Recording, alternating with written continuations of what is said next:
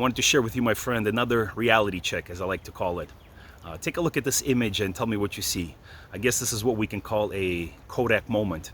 You have this giant, enormous orca, which is also called a killer whale, launching its massive body upon the shore to grab a hold of the sea lion to eat it for lunch.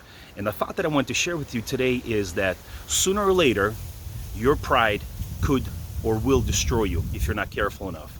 And I wanted to talk to you about pride today. And there's this book of wisdom, as I like to call it. It shares this powerful thought that pride goes before a fall.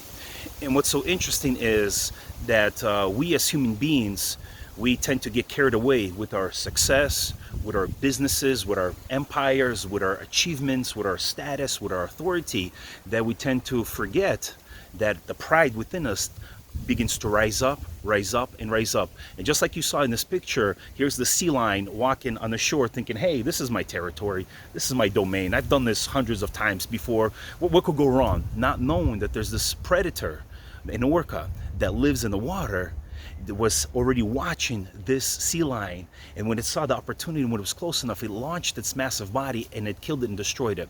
And this is where we need to be careful as people, as individuals, as leaders, as entrepreneurs, as business owners, as fathers, as husbands, as mothers, as spouses, doesn't matter, that if we don't pay attention to our heart, to our motives, if we're not aware of our surrounding, that we're growing in our own pride, in our own ego, in our own self-centeredness, that it could be just a matter of time until our inner pride rises up like that orca and begins to devour us. And many people have totally came crashing down because of their pride. Many businesses were destroyed, marriages were destroyed, friendships, relationships were destroyed, just as I shared that thought from the book of wisdom, that pride goes before a fall.